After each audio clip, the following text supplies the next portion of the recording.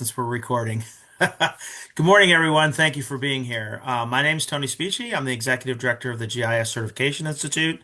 And today we're going to talk a little bit about becoming a geospatial professional. So we do have a slide presentation that we're going to go through. And while we're doing the presentation, I've got Katie, who's going to be monitoring our traffic. And if you have any questions while we're doing the presentation, you can add those to the chat. We'll keep an eye on those and we'll try to answer them as we're doing the presentation. And then once we wrap up with the presentation, we'll go ahead and open it up to Q&A at the end of the conversation. So we'll have plenty of time to ask questions, but I really want to answer those questions that you might have as we're going through the materials. So I'm going to go ahead and share my screen.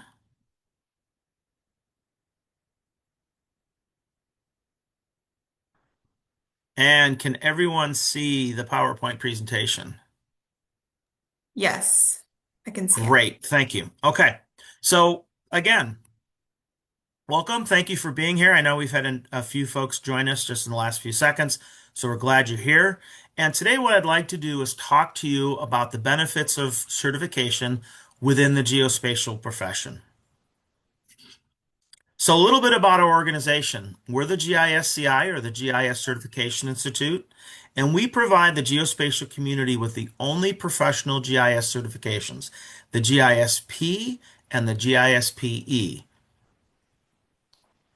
We are a 501c6 organization that was established back in 2002, and our mission back then was to support advanced excellence in the geospatial profession through certification.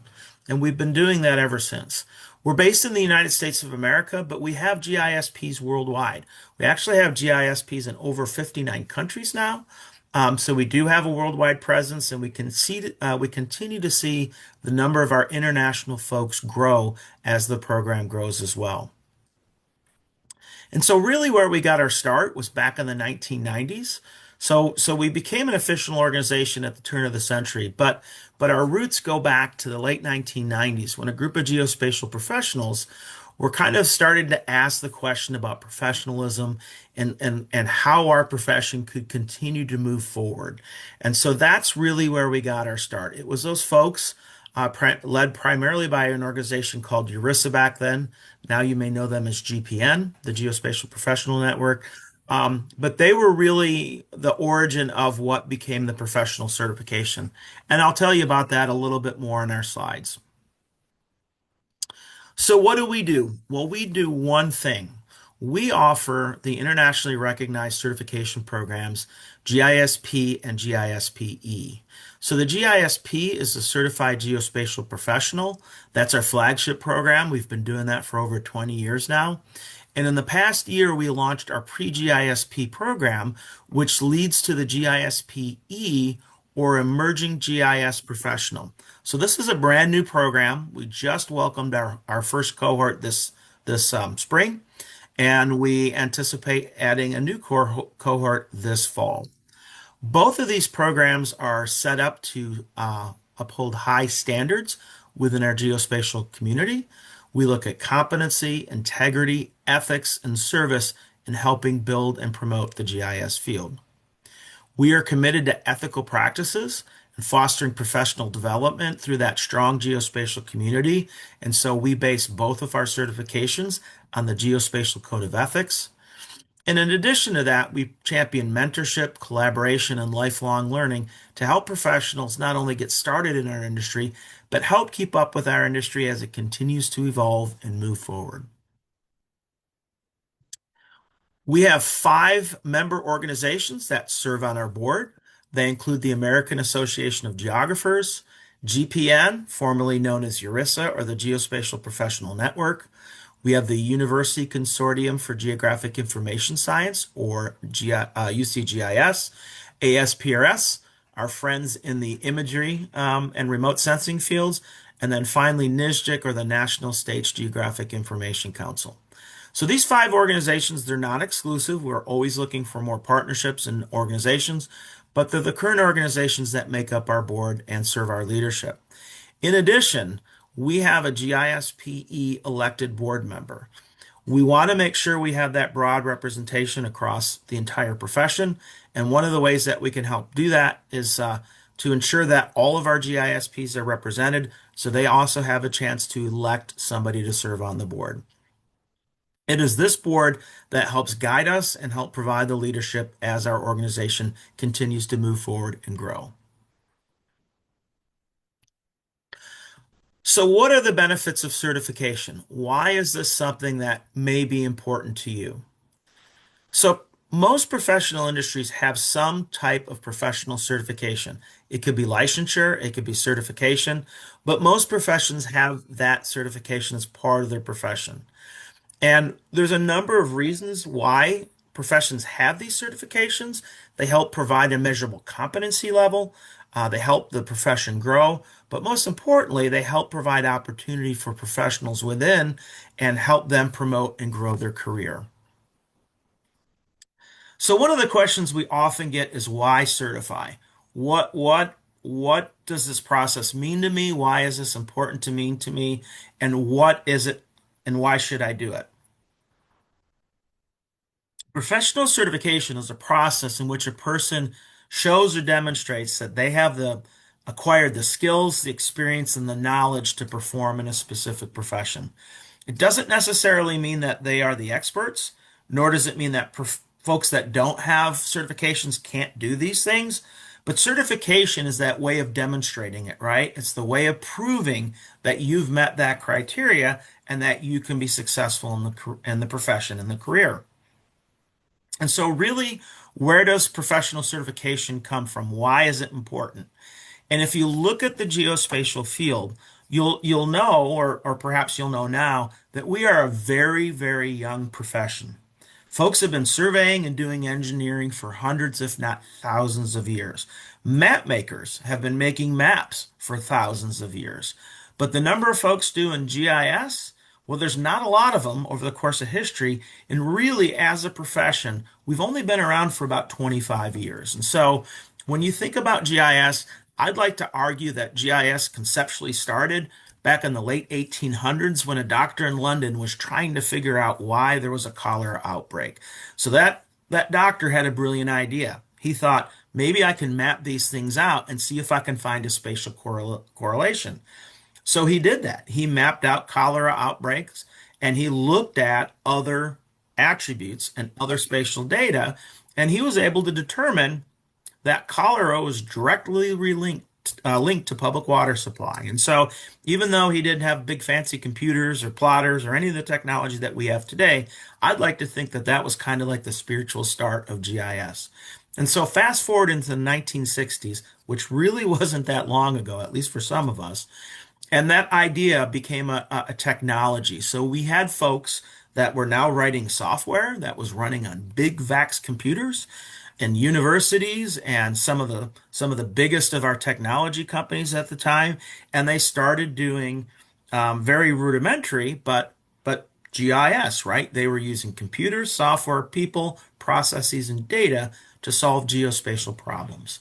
And so as the 60s grew into the 70s and then the 80s, we started seeing advancement in that technology, which allowed GIS to eventually start becoming a little more mainstream in the 1980s. And so now we see this proliferation of programs.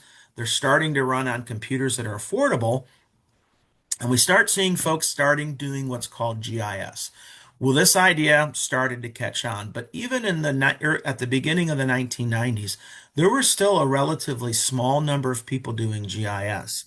That's where I got my start, and I remember going to those Esri conferences, early Esri conferences, and knowing everybody in the room because there weren't a lot of people there at the time. As technology started taking off, as people saw this as an opportunity for investment, we started having companies come in, invest money in starting to build data and improving the software, improving the computers. Suddenly, we had this thing called the internet, which allowed us to get data quickly, and we started to grow. And so we kind of grew into this geospatial industry. And so by the late 1990s, we're really starting to see GIS grow. But it wasn't until the 2000s, which is when GIS kind of moved away from an industry and into a profession. And so when I started back in the really the late 80s, but really about 1990s when I got my start. I got my first job and I went and talked to my parents and said, "Hey, I got a job, so guess what? Not going to need you to support me anymore." And they said, "Well, what are you doing?" I said, "Well, I'm a GIS specialist." And they're like, "Well, that's great. What is that?" And I explained it to them and they just kind of gave me a blank look. And so then I explained it again and they still gave me that blank look. And so eventually what they did is they just told all their friends I work for National Geographic making maps. And quite frankly, I didn't tell them any otherwise because I wasn't going to tell them what I did because they didn't understand. And it's not a bad job to have, right? Being a map maker for National Geographic. But when you fast forward to today and you look at our society, whereas 30 years ago, which wasn't a long time ago, we couldn't tell people what we do because they just didn't understand. Every single person that has one of these smartphones is now doing GIS, whether they realize it or not. And so we've really grown into a profession. We now have, instead of 600 people doing GIS, we have over 6 million in the United States of America, and we continue to grow. And so part of that natural maturation is certification. And that's kind of when you look at this chart at the bottom of the slide, that's where we are right now, as our profession has started to grow. When those folks from ERISA were sitting there in the late 1990s, trying to convince people that they weren't this obscure GIS person doing GIS things, they were a GIS professional. That's what led to our certification. And certification is a way that helps industries continue to grow. So, how do you define a profession? How do we, or how do I have the right to say that I am a geospatial professional? Well, according to some folks in the world, they say you have to have a couple different things to define a profession. One is a self-awareness. Well, we have that. We know and understand what we do. We can define our jobs. Two is a unique body of knowledge. The GISP is based on the internationally recognized geospatial body of knowledge. That is basically a compendium, it's a living document that talks about and explains what our industry is and what it does. And we use that as part of our GISP. We have to have a social ideal to unify the profession. What is it that brings us all together? I would argue that most of us do GIS because it allows us to do things that have always been done, but it allows us to do them much better, much quicker, much more efficiently, and with better results. So GIS is how we do good in the world. You need to have a formal organization of its members.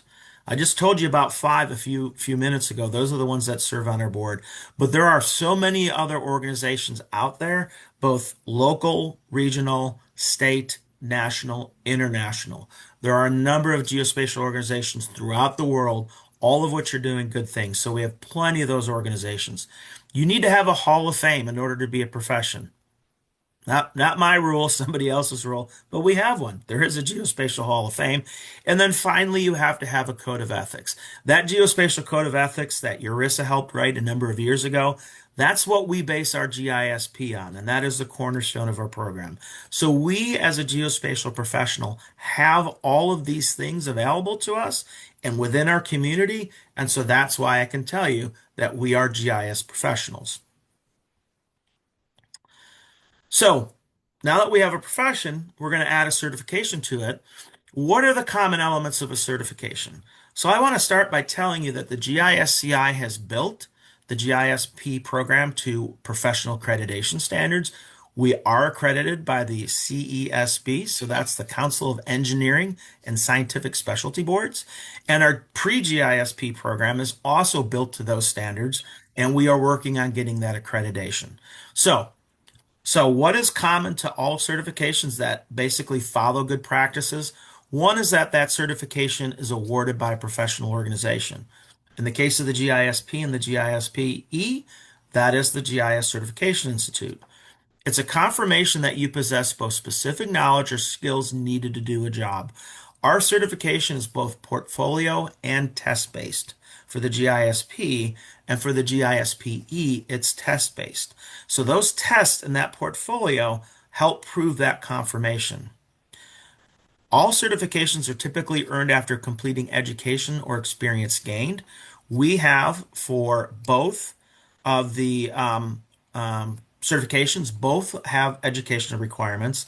And then the GISP has an experience requirement associated with it. The GISPE does not because it's designed for emerging geospatial professionals, and as such, they don't have the experience yet. All certification involves meeting specific standards, and most require you to pass an exam. Both of our certifications require you to take those exams. And exams are really kind of the benchmark for solidifying the strength of a professional certification. So again, not all require, but the vast majority do. And then finally, credentials are usually valid for a limited amount of time and must be renewed. Our GISP is only valid for 3 years. You have to renew it if you want to keep that certification. And the reason is very simple. Skills can diminish, education can be forgotten, and industries and professions tend to move forward. Our geospatial industry is changing every single day. If you are not educating yourself, you're not keeping up with the profession. And so it's very critical that you do that to maintain that credential because remember, once you get that certification, that tells the world that you've met the criteria. Well, our criteria is that you're going to continue to go with the profession. And indeed, of the 5 licenses and certifications that I have, all of them are limited and must be renewed. So why certify? What is the advantage of this? There are a number of reasons why certification is important, and there's a number of reasons why it's important to you, and a number of reasons why it's important to the profession. One is that certification is a demonstration and a commitment to behaviors that help enrich our profession. If you're going to become certified, you have to continue to not only invest in yourself, but you have to continue to invest in the profession. And so that's where that demonstration comes from. Certifications require that their certificate holders grow their professional knowledge and skills. Again, you have to meet a standard, but you have to continue to meet that standard to keep that profession. And that's something that people know and recognize, right? So when employers look at folks that are certified, they see someone that they know is going to invest in themselves and invest in them in their community. Certification is a differentiation that helps separate yourself from others. So when I worked in the state government, I had 30 years in Missouri state government. One of the things that I looked at when I hired people was certification. When I had a job opening, there might be 20, 30, 40, 50 people that applied for it. Well, the first thing I would do is remove folks that weren't qualified, but that might have only taken away 2 or 3. Now I might have 45 individuals that I was going to consider for my job. I wasn't going to interview all 45. Didn't have time to interview all 45. And I also knew that just because somebody looked really good on paper didn't mean they necessarily could do the job. And so one of the first things I looked at to winnow down my list was a professional certification, primarily GISP, but we looked at other ones as well. Well, if you fast forward today, my organization makes that a preferential treatment in hiring, and they expect their people to work towards getting a GISP if they don't have it. So professional certification is one of the biggest ways that you can differentiate yourself from others. Certification also allows you to establish professional credibility. It helps to increase your earning potential. Last year, actually back in 2017, EURISA did a salary survey. And one of the things that we found were that GISPs, on average, made $10,000 more than their peers. When they redid that survey last year, so it was 2024 data, that number went up to $20,000. So let me say that again. GISPs on average make $20,000 more than their peers. That's a pretty staggering number when you think about it. And it's recognition of the importance of this program within our community. And then finally, certification is that validation of your abilities. It is that piece of paper, that credential that says, yes, this person can and will be successful in their field if they continue to adhere to the requirements of the certification, especially the ethics part. So why is certification important? Certification is proven to help improve employee retention. So if you are an employer, this is one of the things that you want for your employees, because employees that are invest in themselves especially with the support of their employee, are more likely to stick around. And so it's very important from an HR perspective to offer certification across all professions, but within our industry as well. Certification helps attract top candidates. Again, most employers are looking for some way of differentiating folks that apply for their jobs, right? When I worked for the state of Missouri, when I first started, nobody knew what GIS was, especially in HR. And so for them, they didn't really pay as much attention to it. But what they were looking for, so we had conservation agents. They wanted conservation agents to have what's called a post certification.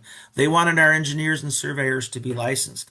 They wanted our CPAs to have they wanted our accountants to have their CPA. And so when our HR department learned about certification, they were like, this is something that we know we can use now to help us as we move forward with these geospatial positions in our organization. So it's definitely an important thing, especially from the perspective of an HR person or human resources persons.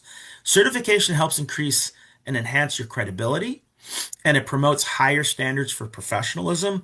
Again, if we're just a bunch of people doing GIS, it doesn't have as much weight or importance as a group of folks that are involved in a profession that have standards. And so certification is part of many standards that are important for a profession, but it helps in the process of promoting that professionalism. It's one of the key pieces.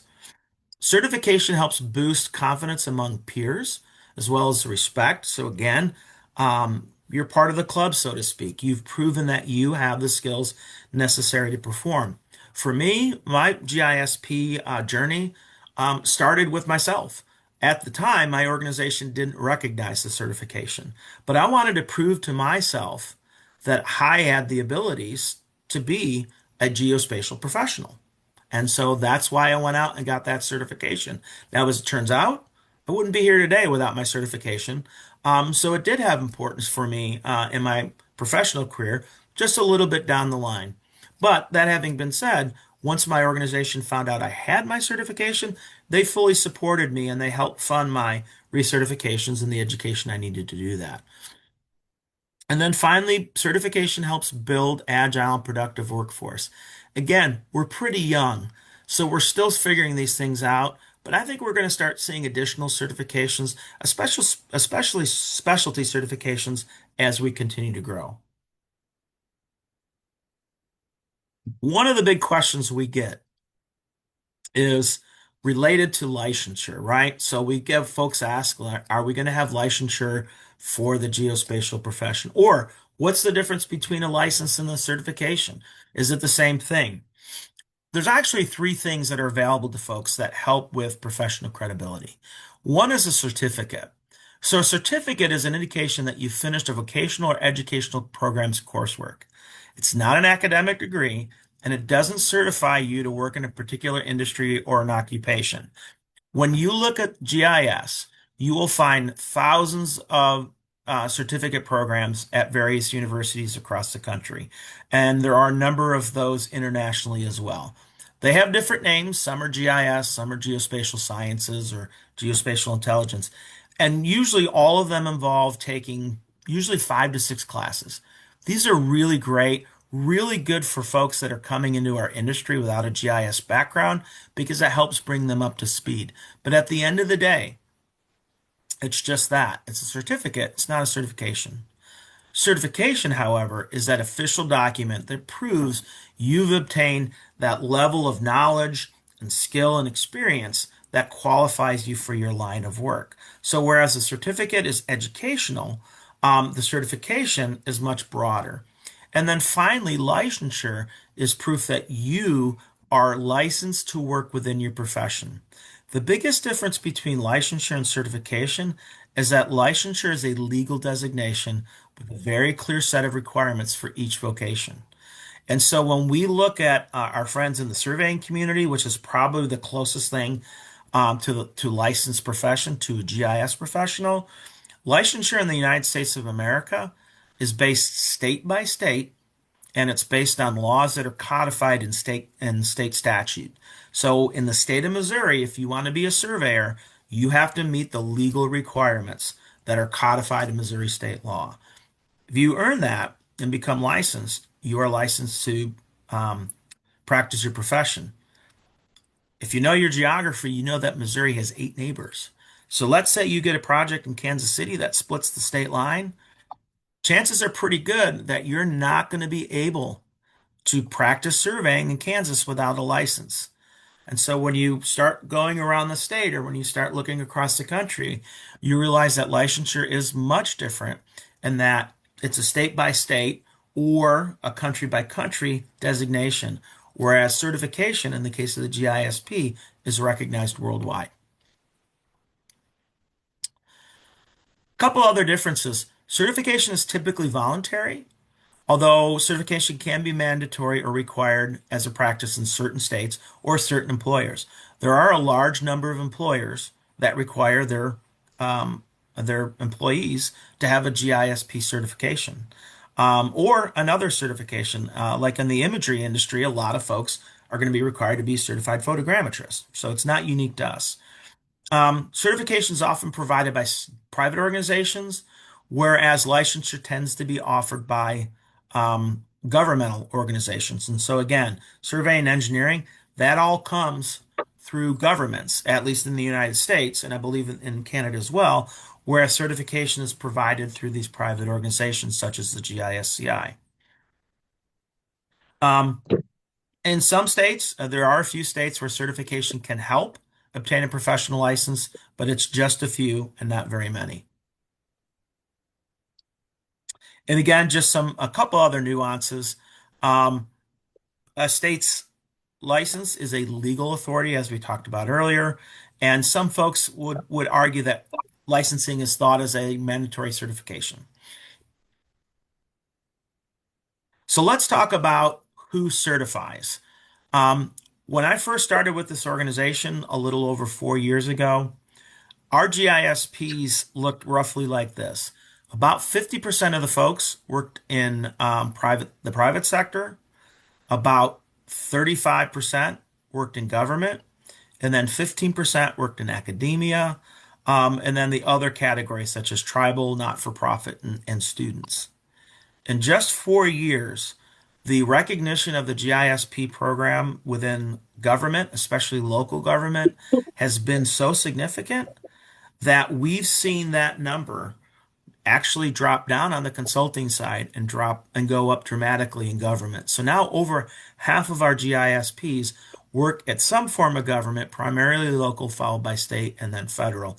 And then, of course, this would count internationally, so international government. Now, that's not to say that our private sector folks have left us. They're still here. It's just that the number of GISPs coming in from government is so much more significant. And I think the reason for this is actually pretty simple. When we first got started, a lot of our private sector folks realized the value of having certified staff as part of their project teams, right? And so, like when I worked for the state of Missouri, any imagery contract that I let out, I had a very, very specific requirement. At least one member of this photogrammetry team needed to be a certified photogrammetrist. And so our consulting friends knew that that would be an important part of their team is to say, we have certified GIS professionals. Took government a few years to catch up, but now government knows and understands the value of not only the GIS profession, but also certifications. And so we're starting to see a significant number of local and state governments require the GISP as a condition of employment. And so now we're starting to see a lot of those folks join in. So are there any questions at this point? Katie, do we have anything we want to address before we move on? Nothing in the chat right now. So if anyone has any questions on anything Tony's talked about so far, please leave it in the chat, raise your hand, and we'll make sure they're addressed. Okay, thank you. Of course. So let's switch gears a little bit and let's start talking about our programs, the GISP and the GISPE. Nope. So the GISP certification, that's the one for folks that are actively involved in the geospatial community. It's a process that can be started at any point in one's career, and we encourage folks to start early. So there are a number of requirements you have to complete, but you don't have to have those completed before you start. We encourage you to start on day one because that allows you to get into the process, get familiar with it, and start moving forward. The GISP has both an exam and a portfolio-based certification, so we'll talk about those requirements. It's built to accreditation standards and practices. So again, we are accredited. The GISP program is accredited by the Council of Engineering and Scientific Specialty Boards, CESB. And then perhaps more important than anything else is that we built our GISP on top of the Geospatial Code of Ethics. That is the center of what we do as a profession. So, initial GISPs have to complete a couple of tasks. The two biggest tasks are the portfolio and the exam. And so, the third part of that is the ethics, and the ethics component is actually inside of the portfolio. And so, all GISPs must agree to abide by a geospatial code of ethics. If you do not, you can be found guilty of an ethics violation, and you can and likely will lose your certification. So that is very important. Our portfolio looks at three areas. It looks at your experience, your education, and what we call contributions to the profession. In addition to that, you have to have 4 years of experience. Now, this is very important. You need to have 4 years of experience to get your GISP. You do not need 4 years of experience to start the process, which is why we encourage you to start early. And I'll give you some other reasons as we go through these slides. So, ethics, portfolio, and then you have to take and pass the geospatial knowledge exam. When you complete all three of those, you become certified for a 3-year period. Once you start your certification, you need to start working on keeping your certification. And so our portfolio, so the requirements for certification are a little bit simpler. You've already taken and passed the exam. You don't have to do that again. But you do have to continue to do two things, actually three. Two are related to your portfolio. You have to continue to educate yourself, and you have to contribute back to the profession. So that's an investment in you, and that's an investment in GIS as a profession. These are things that you have to do for both the initial portfolio and the recertification portfolio. You do not actually need to have experience to recertify. It doesn't happen often, but we do have a number of GISPs that are fully retired, and they want to keep their GISP active because they continue to volunteer in the community. And so they are allowed to do that even though they're not working. Where this was a really big benefit was during COVID when a number of folks were unemployed. They did not have to lose their GISP because of it. The third piece of the puzzle is you have to sign that ethics statement. So you have to continue to agree to abide by a geospatial code of ethics. If you do all those things, you will recertified for 3 more years. And so your initial portfolio is everything that you've done as a professional all the way up until you hit submit. And that's what gets you the GISP certification. And then as soon as you become a GISP, you start the process of the recertification, and you have 3 years to earn those points. So the initial portfolio is fairly substantial, and the recertification is much smaller because you only have 3 years to obtain those points. Recertification is very easy if you keep active in the geospatial community. There's no reason not to be able to recertify. Our requirements are a little different than some certifications. Some certifications, some licensure will ask or require you to do very specific things. If you know anything about our industry, it's very broad. And it's very difficult for us to say you need to take these classes or do these things. And so, what we do for our portfolio is we say you need 30 education points for the initial portfolio, and here are the ways that you can get them. So you don't have to have a specific degree, much less a degree to get a GISP. It makes it a little bit easier because you get a lot of points for that, but it's not a requirement. Same thing with experience. We don't say you have to have this specific job or these specific jobs. We say you need to be employed for 4 years in the profession, and internships and assistantships count as well.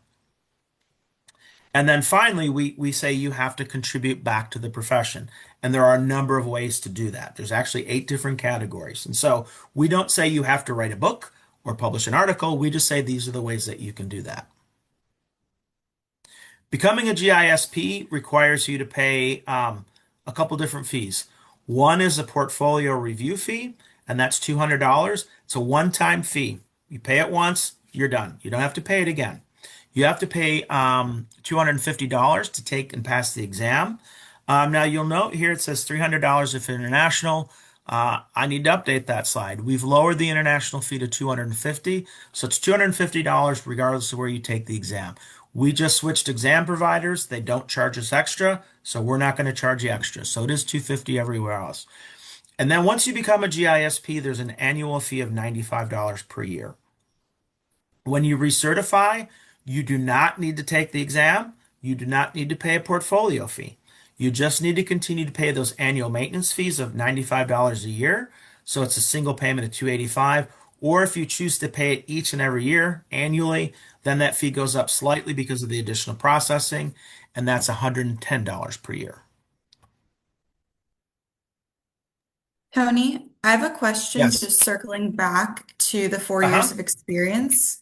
You kind of touched on this, but if someone has a title that's not necessarily GIS specialist or something that's as obvious as to their experience, when it comes time for them to submit or candidates to submit an application, how do you guys typically look at the 4 years of experience if they're working in planning or as an environmental scientist, for example? Something Yeah, that's a great little more. question. Yeah, great question. Thank you. So again, we don't require specific titles. And so when you're submitting your portfolio, we'll ask you your title. But basically you'll have an opportunity to say what you do as part of your profession. But when we look at experience, we look at a job that has GIS as part of its um, mission, as part of its requirements. So if you are a planner doing GIS, then you get full credit for that job. If you are an administrator that supervises GIS professionals, that's part of your job. And so we don't ask you what percentage of your job is GIS. You just have to be working in the industry. And so when you go through the portfolio is actually form-based. So we're going to ask you, who do you work for? What's your job title? What do you do? Just give us a couple sentences. Then we have a couple categories. Where do you fit in these categories? When did you start? Are you still employed or did that job come to an end? And then it does all the work for you. So yeah, that's why we're not title specific. So if you're a planner, if you're an administrator, if you're an educator, GIS just needs to be a portion of your job to get credit. Okay. GISPE. So our new program, the pre-GISP program, this is for new and entry-level GIS professionals. So this program is designed to do two things. It's designed to give students a credential as they enter the workforce. So this is a leg up for them. So it's a bonus for them. And it's designed to get them in the stream of becoming a GISP. So if you graduate prior to this year, if you graduated, you couldn't get any professional certification until you had 4 years of experience. Well, now we're saying you can get this entry level credential if you meet the qualifications. And now that puts you on a pathway to get your GISP a little bit earlier. And so the requirements are a little different. The GISPE is exam based only. You haven't had a chance to get a portfolio yet because you haven't been working. And so we have a couple requirements. Because it's an entry level certification, there's no benefit of you getting it if you've been working in the industry for 2, 3, 4, 5, 6, 7 years. So you have to be a recent graduate. So in December, the cohort you have to have graduated within 1 year and have less than 1 year professional experience. Those requirements will change to 6 months starting next calendar year. So because the program's new, we've kind of loosened the requirements. But recent graduate, beginning of the career, you have to sign that ethics statement. So it doesn't matter who you are, all GISPs, whether the GISP or GISPE, must agree to abide by a Geospatial Code of Ethics. Then you have to take and pass a pre-GISP exam. This is a less rigorous exam than the other exam. And once you become a GISP, this slide needs to be updated. A GISP is good for 3 years and 3 years only. You cannot recertify as a GISPE because the pathway is designed for you to move from a GISPE into the GISP program. So it's a one and done. The initial GISP, and again, just ignore this part. I'm sorry, shouldn't have been there. The initial GISPE fees are the exam, and that's it. We don't charge a maintenance fee for a GISPE, so you have to pay for the exam. And if you sign up as an individual, it's $125 for the exam. And then we have group purchase of $100. So what we're working towards for our students, and I don't know if we have any students on this phone call, but for those of you at academic institutions, the goal is to set this up so that it is part of your GIS or geography program. And so we hope to, as this program grows, we hope that that fee would just be part of your student fees and the universities will pay for it. That's why we have that $100 fee. Some schools are starting to do that, and I think that will continue to grow. So, whereas the GISP certification can be earned once and recertified multiple times, the GISPE can be earned once and only once, and then you cannot recertify. So, real quickly, I want to talk about the GISP exam and its importance. So, why an exam? Well, the most important thing that I can tell you about the exam is that it provides a measurable competency level that all GISPs have to achieve to get to get the certification. So it basically levels the playing field. There are some other benefits to that as well. Primarily that it makes the certification itself much more valid, so it strengthens it.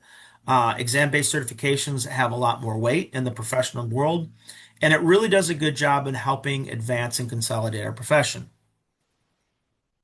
The exam is written by GISPs, and we are constantly writing questions against the exam. So the most important thing I can tell you is that it starts with the geospatial body of knowledge. So we look at the geospatial body of knowledge. That's a public domain resource that you can look at today. And we do a number of things to create an exam blueprint. So we look at the profession, we look at curriculums, what's being taught, we look at what's being done, and we look at applied knowledge. And we take all those things together and we create this exam blueprint. That exam blueprint is published and available to you right now on the internet. So basically, we tell you where all the questions are going to come from. The current exam blueprint looks at about 45 knowledge, skills, and ability areas in that geospatial body of knowledge. When you look at the geospatial body of knowledge, it's got over 400 of these KSAs. We test about 10% of those. These are the things that unite our profession, right? These are the things that all geospatial professionals should know. Not everybody needs to know about programming, UAS, but you all need to know about geodesy, cartography, etc. So the exam itself is offered twice a year. We offer it in June and December. Right now, it's always offered starting on the first Saturday. I'm sorry, the second Saturday of the month to the third Saturday. No, I got that wrong. First Saturday to the third Saturday, Sunday of the month. So it's a 9-day test window. So basically Saturday to the next Sunday. So folks having 9 days during those exam periods to take those. You can take the exam at any point in your career. You can take it right out of college. We have folks that do that. We have folks that have 30, 40 years of experience in our field that will take the exam. So we don't tell you when to take it other than to say take it when you're ready. That's the best time to take it. We don't want you taking and passing the exam. We don't gain anything from it, and you certainly don't as well. And so when folks ask me when should I take the exam, the answer is when you're prepared to take it and be successful. Once you start the process, you have 6 years to complete it. So again, that exam is based on a number of things. It's based on curriculums, it's based on a job analysis, and it's based on that geospatial body of knowledge. And so again, when we look at that broad geospatial body, there's about 45 of those knowledge, skill, and ability areas that all of us really should know to be a geospatial professional. So we do publish that exam. And when you look at it, we break it down into 10 areas. And the exam itself is 100 scored questions and up to 60 non-scored questions. And so this follows the standardized testing process that all accredited institutions will use.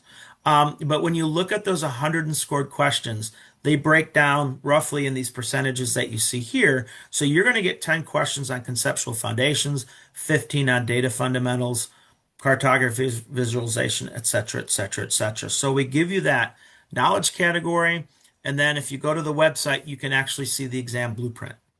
And so this is what a couple of those categories look like. And so what are conceptual foundations?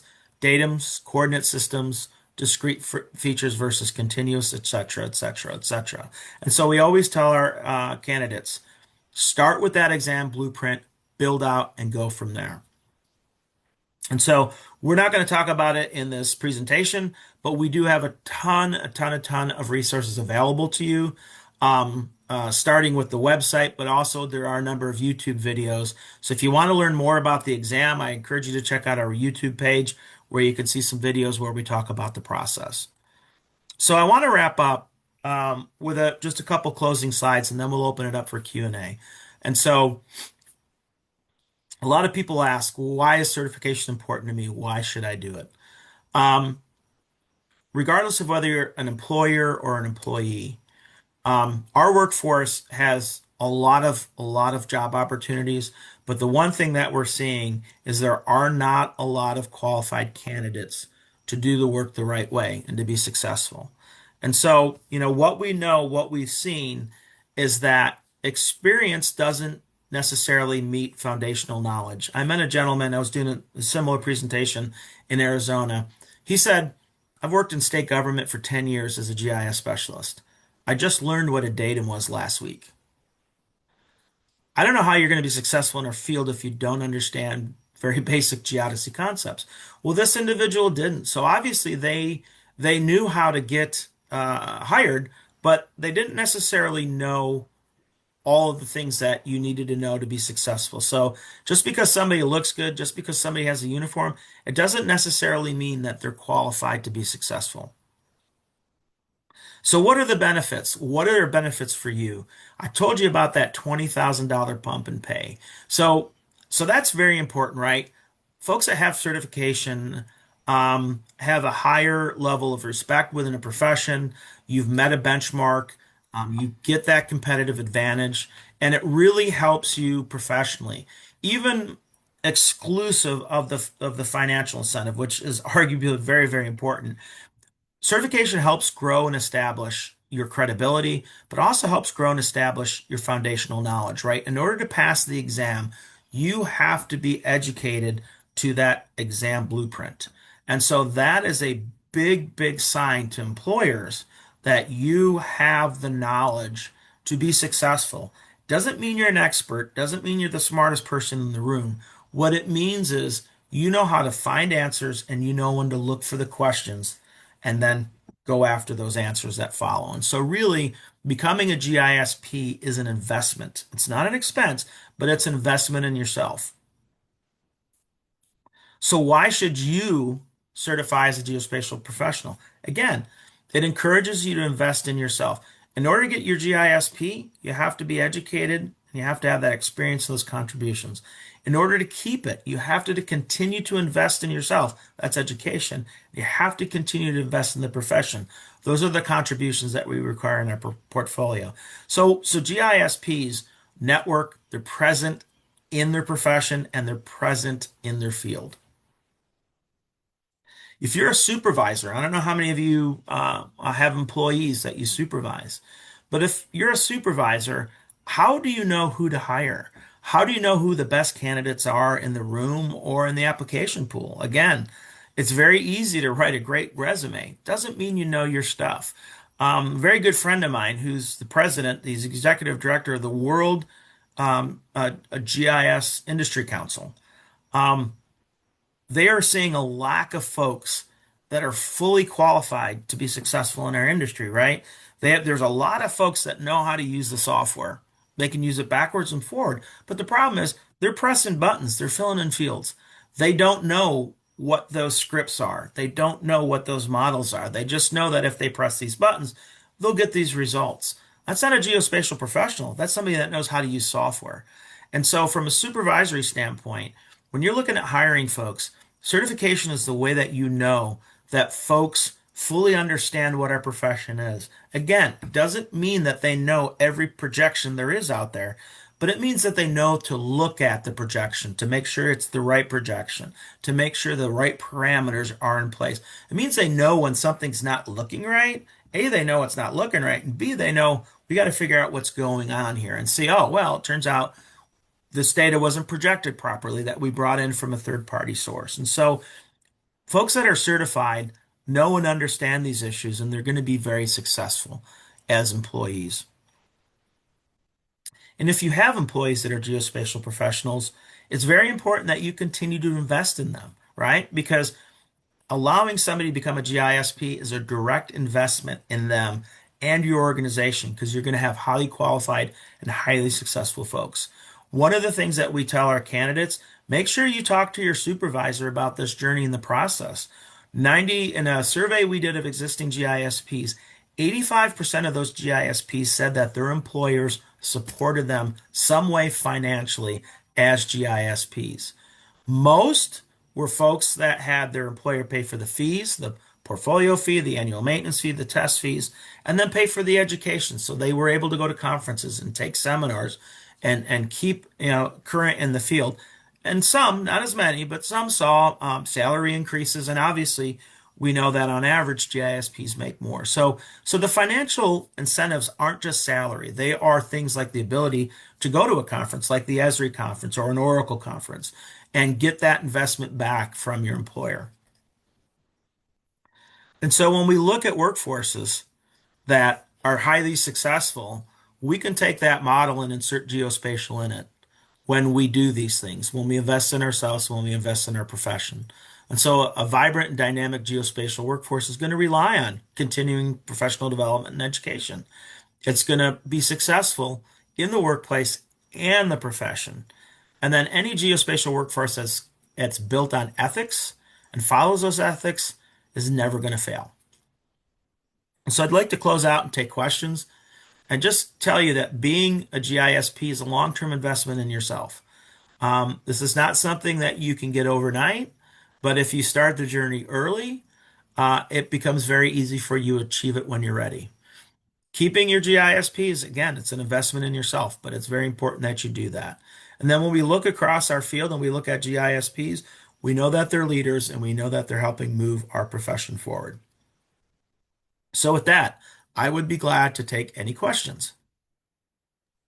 Tony, we do have a few questions for terms of experience and then also studying for the exam, so we can get started with those. And as people continue to ask, we'll roll through them. Okay. So, first being for experience like teaching assistantships or research assistantships for educational programs, would that work or count towards that work experience in the portfolio? Yes. So our requirement is 4 years FTE experience. That means full-time equivalent. So typically internships or assistantships are usually like half-time. So if you Mhm. had, like I had a research assistantship at Mizzou when I was a grad student for 2 years. So those 2 years, 20 hours a week, would basically be the equivalent of one full year of experience. And so those absolutely count. Great, thank you. What about in terms of contributing to OSM? Would that also count as that professional experience for the portfolio? Um, it depends on what it potentially, yes. I probably would need a little more information to say yes Mhm. or no. So if somebody can kind of qualify that, we'll come back to that one. Okay, sounds good. Um, for defining the graduate for the JSPE, so that's for 2 or 4 year colleges. And do they have to be graduates of a specific degree to qualify So for the no. GASPE program? Okay. Right. So to become a GISP, it's Mhm. basically at the end of your college career. Yeah. So like what I did is I went undergrad and then I immediately went and got my master's degree. And so as soon as I got that degree, I entered the workforce. So that's why it's an education and experience. Now, I went back probably after being in the industry for 15 years and went to work on my PhD. So in that case, if once I got my PhD, I could not I would not be a GISPE candidate because even though I just graduated from college, I had 15 plus years of experience. And so it's designed to be at the end of your primary academic career, but it doesn't qualify if you go on past that. But no, you don't. It's any degree. Doesn't matter what level or what institution or what major. So for some individuals who might be in that in-between period, so say someone graduated in 2023, but just got a job in the field approximately like 6 months ago, what would you recommend for that next or that in-between option where they're kind of in between that GISPE and GISP, time frame? Um, s- um, I would recommend starting to work on your GISP.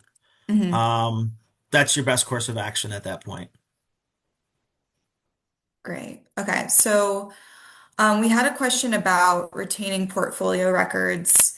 If someone had their GISP previously and expired for a leave of the workforce, does that person need to completely start over, or does the original portfolio from when they were certified still apply?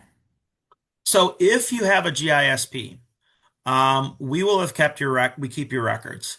Uh, Hmm. we do um, we do remove records after 6 years of inactivity for non-GISPs. So your records will still be in our system. Unfortunately, you do have to essentially start over. However, since you've already met the requirements of the portfolio, what we ask you to do is just update your portfolio and submit that. So you won't have a problem there, but you will have to take and pass the geospatial knowledge exam. And when you start that process, reach out to us and we'll help reset your folder and get you that information. Okay, so moving on towards the exam, a lot of people in the chat have been asking about study resources. So I did link them to that landing page Mhm. on the GISCI website, which has a pretty comprehensive list of reputable third-party resources. But we do have some questions related to the exam itself, such as what is the passing score on the exam? So the current passing score is 73. What we do is we do what's called a cut score analysis. So we do that usually every 5 years, and that's just analysis to make sure the passing score is correct. So we do anticipate doing one of those next year, but for the December exam, it will continue to be 73. And just as a side note, our passing rates on the exam have been going up. So I think those study resources have been very helpful to folks. Definitely. And you've continuously updated those. The study guide have been updating that as different exam periods have gone on. So Correct. And so the exam the study guide was designed to be kind of iterative, whereas rather than try to build the entire study guide once, we said this is like the first version of it, and then we'll start building it out. So we're at revision 2, which is currently available on our website. We are currently working on revision 3. So it's not like we're changing information, we're just adding more.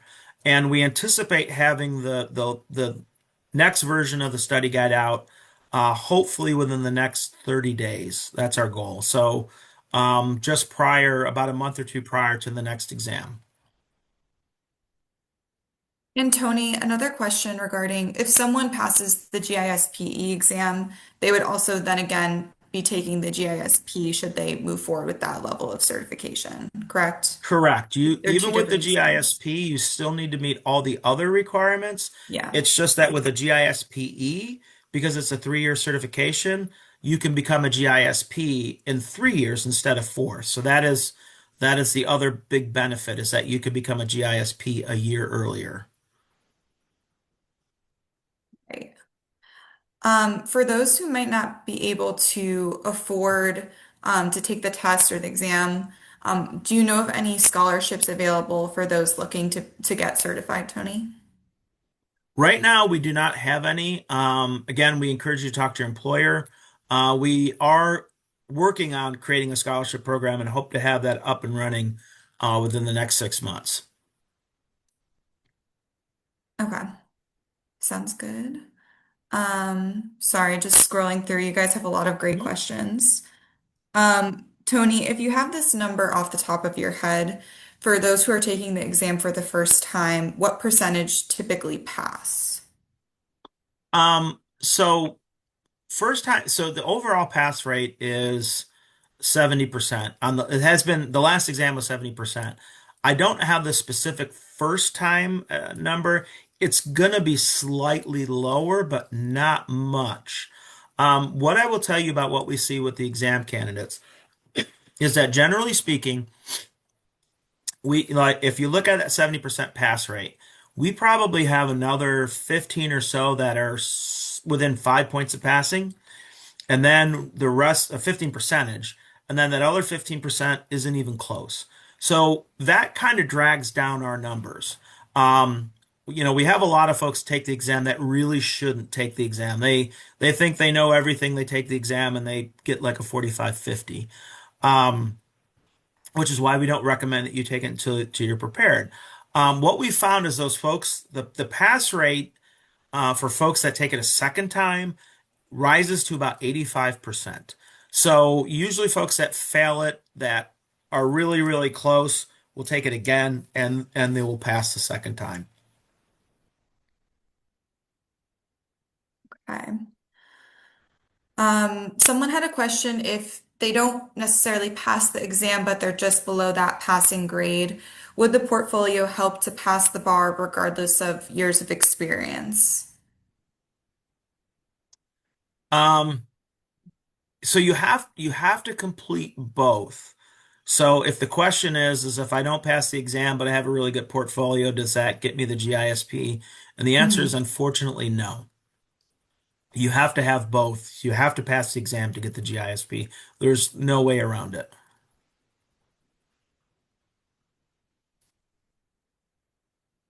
And circling back to the OSM question, um, really talking about validation and tag proposal development in terms of that counting for professional experience. Okay. So unless you're being employed through OpenStreetMap, no. However, that is a great way to earn contribution points. So if you're contributing through volunteering, so basically doing crowdsource, then that would count as a contribution. And those tend to be the points that are a little bit harder to get. So that's a great way to get those points. Okay, perfect. Does the GISCI website provide a comprehensive proposal for management consideration? Um, I'm not sure what that question means. Mhm. Is that related to employment or if somebody can see that came from Candace? If you can Candace. explain that a little bit further, I'd be glad to answer. And we have a question from Angie while we're waiting for Candace. Will the December exam be based on the current study guide or the revised guide that's coming out in 30 days?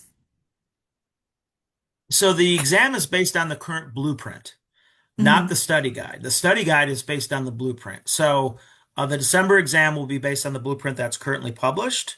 Um, and past that, we're currently in the process of updating the blueprint.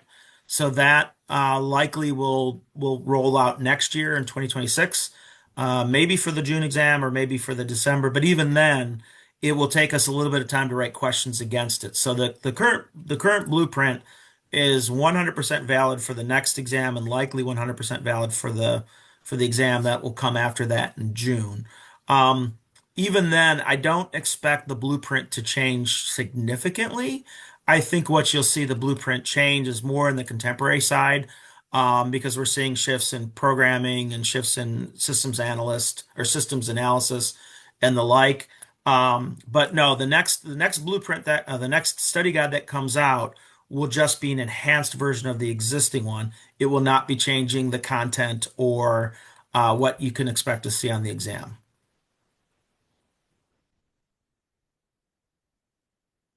Great. In follow-up for Candace's question, she's speaking about the proposal for management consideration for in terms of financial support. So at this time, we don't have any financial support available.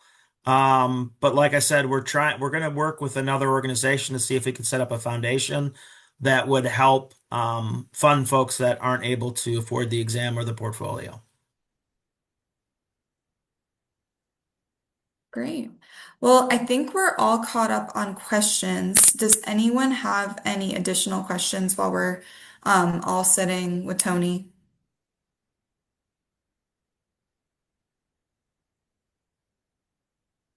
I do think I saw one about the recording.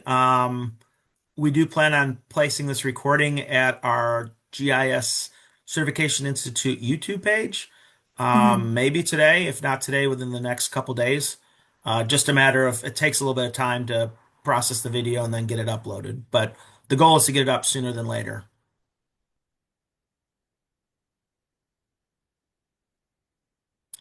The most recent question. So the portfolio is completely independent of the exam. So the 150 points break down to a minimum of 30 in education, 60 in experience, and then 8 in contributions to the profession. And then you need an additional 58, what we call supplemental points that can come from any of the three categories. And so if you've been working for many years, usually that's where the supplemental points come from. Or if you've only got a couple years of experience, then you can use your educational points to get you to the 150. But the portfolio is completely independent of the exam itself. And one thing that I didn't mention, but typically speaking, about half of our folks will submit a portfolio first, then take the exam, and half will take the exam and then submit a portfolio. I do understand the idea of not investing in one if you're not going to be able, pass the other. So that's understandable. But what we encourage folks to do is start your portfolio now, because you don't actually pay until you hit submit. And so if you're a little worried about how you're going to do that on exam, you can have your portfolio completed, take and pass the exam, then you could hit submit on the portfolio, pay your fee, and then you're not waiting to get your GISP. We have almost 200 folks that have passed the exam that have yet to submit a portfolio.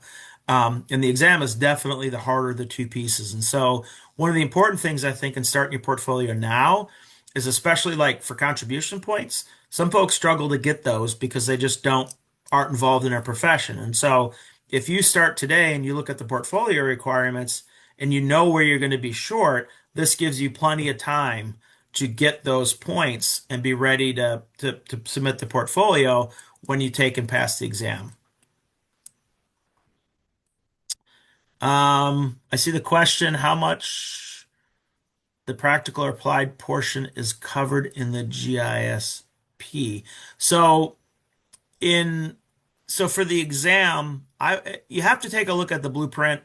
What I would argue is that about 75% of our exam blueprint is foundational or conceptual, right? So these are the things that every GIS professional should know through education, whether it's self-education or university education.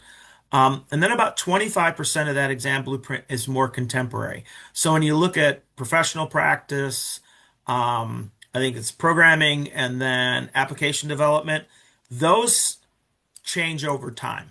Programming languages change, application development changes, professional practice changes. And so our exam is written at a 4-year experience level. It doesn't mean you have to have 4 years of experience to take it, but what it means is you're going to see questions on these more contemporary topics that apply to tradition, a current job. And so that's why we encourage folks that want to take it right out of college. Make sure you look at the blueprint. Make sure that you look at your knowledge gaps. So it's not typical for folks to take like an ethics class in college. So we want to make sure that folks are studying that information either through the study guide or on their own so that when they take the exam, they'll be successful.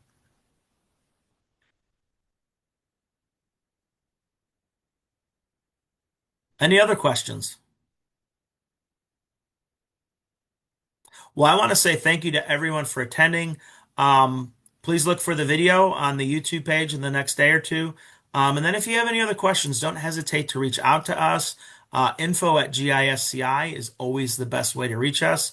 Or you can give us a phone call as well. We'd love to hear from you. And we'd love you help you on the process. So again, thank you for spending time with us today, and we look forward to seeing you down the road. Thanks, Tony. Thanks, Yep. everyone. Take care, everyone. Have a great week.